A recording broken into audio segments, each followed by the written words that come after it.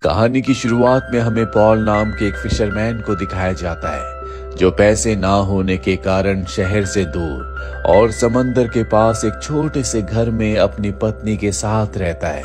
हालांकि पॉल के पास पैसे नहीं है, लेकिन वो अपनी पत्नी के साथ रहकर बहुत खुश है क्योंकि वो अपनी पत्नी से बहुत प्यार करता है। पॉल हर रोज समंदर में मछली पकड़ने के लिए जाता है, इसी से उसकी गुजर बसर होती है। एक दिन जब पॉल समंदर के किनारे मछली पकड़ता है तो ये मछली बहुत अजीब होती है। वो मछली इंसानों की तरह बात कर सकती है। वो पॉल से कहती है कि मुझे समंदर में वापस छोड़ दो, मुझे मत मारना। इसके बदले जो तुम कहोगे मैं तुम्हारी हर एक विश को पूरा कर सकती हूँ। पॉल को उस पर दया आ जाती है और वो उस मछली को वापस समंदर में छोड़कर अपने घर वापस आ जाता है, जहां पर वो अपनी पत्नी को ये सारी बातें बताता है।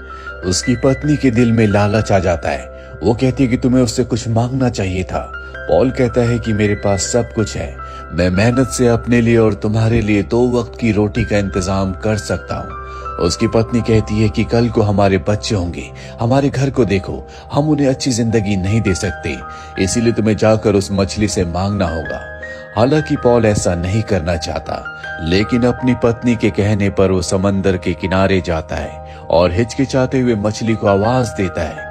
अगले पल मछली उसके सामने आ जाती है। वो पॉल से पूछती है कि तुमने मुझे क्यों बुलाया। पॉल कहता है कि मेरी पत्नी चाहती है कि हमारा घर बड़ा हो जाए, जहां पर खाने पीने की हर एक चीज हो।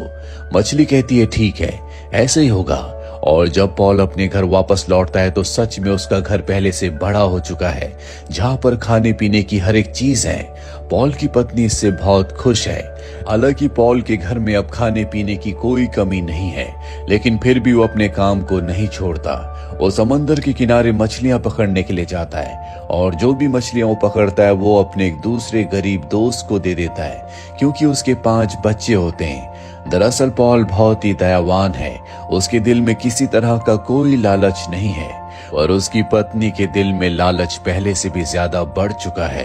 पॉल जब घर वापस आता है तो उसकी पत्नी कहती है कि मैं चाहती हूँ कि तुम एक बार फिर से उसी मछली के पास जाओ और उससे इससे भी बड़ा घर मांगो, जहां पर नौकर चाकर हो। पॉल उसे समझाने की कोशिश करता है, पहले हमारे पास कुछ भी नहीं था, पर अब सब कुछ है, हमें इससे ज्यादा लालच नहीं करना चाहिए। पर उसकी पत्नी उसे मजबूर कर देती है, जिस वजह से पॉल को ना चाहते हुए भी एक बार फिर से मछली के पास जाना पड़ता है। वो मछली को आवाज लगाता है। मछली समंदर से बाहर आती है और पूछती है कि तुमने मुझे आवाज क्यों लगाई। पॉल कहता है कि मेरी पत्नी चाहती है कि हमारा घर पहले से और भी ज्यादा बड़ा हो जाए, जहां पर नौकर चाकर हो, सोना चांदी हो। मछली कहती है ठीक है, ऐसा ही होगा। और जब पॉल वापस लौटता है तो देखता है कि उसका घर सच में बहुत बड़ा हो चुका है, जिससे उसकी पत्नी बहुत खुश है। उसके घर में किसी चीज की कोई कमी नहीं है, पर पॉल अब भी मछलियां पकड़ता है क्योंकि जिंदगी भर उसने यही काम किया है। जो भी वो मछलियां पकड़ता है वो अपने दूसरे गरीब दोस्त को दे देता है। एक दिन पॉल की पत्नी कहती है कि मैंने आज शहर से बहुत अमीर कपल को अपने घर पर खाने पर इनवाइट किया है। मैं चाहती हूँ कि अमीर लोगों से हमारी दोस्ती हो। पॉल जब शाम को घर वापस आता है तो वो देखता है कि उसकी पत्नी उसके सर्वेंट से अमीर लोगों के तौर तरीकों को सीख रही है। वो पॉल से कहती है कि जल्दी से तुम अपने कपड़े बदलो और तुम भी इन तौर तरीकों को सीख लो। पॉल कहता है कि जो हमारे जीवन जीने की शैली है उसमें मुझे कोई कमी नहीं दिखती, इसीलिए मैं इन तौर तरीकों में विश्वास नहीं रखता। इससे पहले कि पॉल अपने कपड़े बदलता, वहां पर वो अमीर कपल आ जाता है। उनके सामने पॉल की पत्नी अमीर लोगों की तरह बिहेव करती है। वो अमीर आदमी पॉल की पत्नी का हाथ चूमता है क्योंकि अमीर लोग इसी तरह से बिहेव करते हैं, पर पॉल ऐसा नहीं करता। वो उसकी पत्नी से सिर्फ हाथ मिलाता है और उस अमीर आदमी के कंधे पर हाथ मार के कहता है कि क्या हाल है। पॉल की पत्नी को बहुत एम्बैरेसमेंट होती है। अब इस सब के सब डिनर टेबल में बैठ जाते हैं, जहां पर वो अमीर आदमी बोलता है कि तुम क्या काम करते हो। पॉल उसे सच बताने वाला होता है कि वो फिशरमैन है, पर इससे पहले कि वो बोल पाता पॉल की पत्नी कहती है कि समंदर के रास्ते हम व्यापार करते हैं। पर वो अमीर कपल समझ जाता है कि वो झूठ बोल रही है, इसीलिए उस अमीर आदमी की पत्नी कहती है कि तुम्हारे कपड़ों से और तुम्हारे पति के तौर तरीकों से साफ साफ पता चलता है कि तुम मछुआरे हो और सिर्फ अमीर होने का ढोंग कर रहे हो। ये सुनकर पॉल की पत्नी को बहुत गुस्सा आता है। वो उन दोनों को वहां से जाने के लिए कहती है और अब उनके जाने के बाद वो पॉल से कहती है कि उनको पता चल गया था कि हम मछुआरे हैं। पॉल कहता है कि इसमें गलत क्या है, यही हमारी असलियत है। पॉल रात को आराम से सो जाता है पर उसकी पत्नी को पूरी रात नींद नहीं आती। इसीलिए पॉल के उठने के बाद पॉल की पत्नी कहती है कि आज एक बार फिर से तुम उस मछली को बुलाना और उससे कहना कि मुझे यहाँ की महारानी बना दे। दूर दूर तक इनके घर के आसपास कोई नहीं रहता।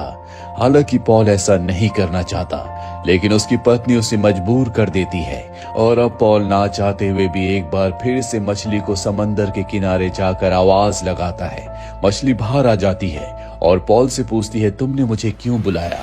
पॉल कहता है कि मेरी पत्नी चाहती है कि हमारा एक बहुत बड़ा महल हो जहाँ की वो रानी बन जाए। मछली कहती है ठीक है, ऐसे ही होगा। और अब वो हर रोज की तरह समंदर से मछलियां पकड़कर अपने दोस्त के घर जाता है जिसे वो हर रोज मछलियां देता है। पर आज उसका दोस्त मछलियां लेने से मना कर देता है। वो कहता है कि तुमने मेरी बहुत मदद की है पर अब मैं तुमसे फ्री में मछलियां नहीं ले सकता। पॉल उन मछलियों को लेकर अपने घर वापस आ जाता है जहां पर अब एक बहुत बड़ा महल है, जहां की रानी उसकी पत्नी है, जिसके नौकर चाकर है, सलाहकार है। वो पॉल को नहीं जानते, इसीलिए पॉल को पकड़कर वो उसी की पत्नी यानी कि अपनी रानी के पास ले जाते हैं, जो अब पहले से पूरी तरह से बदल चुकी है। उसके अंदर घमंड आ चुका है, लेकिन पॉल आज भी अपनी पत्नी से बहुत प्यार करता है। उसकी पत्नी कहती है कि मेरे सलाहकारों ने मुझे सलाह दी है कि हमें अपने राज्य को फैलाना होगा, मुझे पूरी दुनिया का सम्राट बनना है। इसीलिए तुम उस मछली के पास दोबारा जाओ और उससे कहो कि मुझे पूरी दुनिया का सम्राट बना दे। पॉल उसे समझाने की कोशिश करता है कि तुम्हें अपने लालच पर काबू पाना होगा। पहले हमारे पास कुछ भी नहीं था, लेकिन अब हमारे पास सब कुछ है। लेकिन उसकी पत्नी उसकी एक बात नहीं सुनती और गुस्से में उसकी मछलियों से भरी बाल्टी को लात मारकर गिरा देती है। पॉल बहुत निराश हो जाता है। वो एक बार फिर से समंदर के किनारे जाता है और मछली को आवाज लगाता है। मछली समंदर से बाहर आती और पॉल से पूछती है कि अब तुम्हें क्या चाहिए। पॉल कहता है कि मुझे तो कुछ नहीं चाहिए, लेकिन मेरी पत्नी चाहती है कि वो बहुत बड़ी सम्राट बन जाए, उसका महल पहले से भी बड़ा हो जाए। मछली कहती है कि ऐसा ही होगा और सच में ऐसा ही हो जाता है। उसकी पत्नी अब इस दुनिया की सबसे बड़ी सम्राट है। उसके बहुत सारे सलाहकार हैं जिनसे वो कहती है कि अब मैं इस दुनिया में सबसे शक्तिशाली हूँ। वहां पर एक प्रीस्ट बैठा होता है जो कहता है कि इस दुनिया में सबसे शक्तिशाली हमारे धर्मगुरु होते हैं, जिनकी बात बड़े बड़े राजा भी मानते हैं। ये सुनकर उसे बहुत गुस्सा आता है। वो अपने पति पॉल को ढूंढ रही होती है, लेकिन पॉल घर वापस नहीं आता। दरअसल वो समंदर के किनारे ही सो गया होता है। इसीलिए वो अपने एक सिपाही को भेजती है जो पॉल को पकड़कर उसके सामने लाता है और अब वो पॉल से कहती है कि तुम उस मछली के पास दोबारा जाओ और उससे कहो कि मुझे ईसाइयों का सबसे बड़ा धर्मगुरु बना दे, ताकि मेरी हर कोई बात माने, बड़े बड़े राजा भी मुझसे सलाह लें। पॉल उसे समझाने की कोशिश करता है कि अब तुम्हारे पास सब कुछ है, तुम्हें अपने लालच को और नहीं बढ़ाना चाहिए, लेकिन वो उसकी एक बात नहीं सुनती और कहती है कि मैं सबसे बड़ी सम्राट हूँ, तुम्हें मेरे आदेश का पालन करना होगा। और अब पॉल एक बार फिर से समंदर के किनारे जाता है जहां पर वो उसी मछली को आवाज लगाता है और मछली से कहता है कि मेरी पत्नी चाहती है कि वो ईसाइयों की सबसे बड़ी धर्मगुरु बन जाए, उसका जो महल है वो इस दुनिया का सबसे बड़ा चर्च बन जाए। मछली कहती है कि ठीक है, ऐसा ही होगा। और जब वो अपने घर वापस आता है तो सच में वहां पर एक बहुत बड़ा चर्च बन चुका है जहां पर बहुत सारे फरियादी होते हैं। पॉल भी उनके बीच में बैठ जाता है। जल्दी वहां पर उसकी पत्नी आ जाती है जो कि अब ईसाइयों की सबसे बड़ी धर्मगुरु है। सब उसकी बहुत रिस्पेक्ट करते हैं। जितने भी फरियादी होते हैं अपनी अपनी फरियाद करते हैं और तभी पॉल खड़ा हो जाता है। वो कहता है कि गॉड हमारी फरियादों को कब सुनेगा। उसकी पत्नी उसे देखकर चौंक जाती है और कहती है कि मैं गॉड से प्रार्थना करूंगी, जल्दी वो तुम सबकी फरियादों को पूरा करेगा। वो कहता है कि अगर तुम्हें गॉड से प्रार्थना करनी है तो हम खुद ही गॉड से डायरेक्ट क्यों ना प्रार्थना कर लें। ये सुनकर वो हैरान हो जाती है। और अब रात को जब पॉल अपनी पत्नी के पास जाता है तो बहुत उदास होती है। वो उससे नाराज भी है। वो उसके पास जाना चाहता है पर वो कहती है कि तुम मुझसे दूर रहो, मैं इस दुनिया की सबसे बड़ी धर्मगुरु हूँ, इसीलिए तुम्हें कुछ चीजों का पालन करना होगा। अगली सुबह जब उसकी पत्नी उठती है तो सूरज को निकलते हुए देखती है। और अब वो पॉल से कहती है कि मैं चाहती हूँ कि तुम एक बार फिर से उसी मछली के पास जाओ और उससे कहो कि सूरज, चांद, तारों पर, इस दुनिया की हर एक चीज पर, यहाँ तक कि हेवन पर भी मेरा पूरा कंट्रोल हो। मैं गॉड की तरह शक्तिशाली बन जाऊं ताकि मैं हर एक इंसान की दुआओं को खुद पूरा कर सकूं। हालांकि पॉल उसे बहुत समझाने की कोशिश करता है, लेकिन वो उसकी कोई बात नहीं सुनना चाहती। वो अपना आपा खो देती है। मजबूरी में पॉल को एक बार फिर से समंदर के किनारे मछली को आवाज लगानी पड़ती है। मछली समंदर से बाहर आती है और पूछती है कि अब तुम्हारी पत्नी को क्या चाहिए। वो कहता है कि वो गॉड के समान बनना चाहती है ताकि वो इस पूरी दुनिया को कंट्रोल कर सके। मछली कहती है कि ये असंभव है। तुम्हारी पत्नी ने लालच की हर एक सीमा को पार कर दिया है, इसीलिए अब तुम उसी स्थिति में चले जाओगे जिस स्थिति में तुम पहले थे। और इतना कहकर वो समंदर में वापस चली जाती है। पॉल जब अपने घर वापस आता है तो उसका घर पहले की तरह छोटा हो चुका है, जहाँ पर उसकी पत्नी उसका इंतजार कर रही होती है। दरअसल उसे अपनी गलती का एहसास हो चुका है। वो पॉल से माफी मांगती है। पॉल अपनी इस जिंदगी से बहुत खुश था और अब एक बार फिर से उसकी जिंदगी में खुशियां लौट चुकी हैं।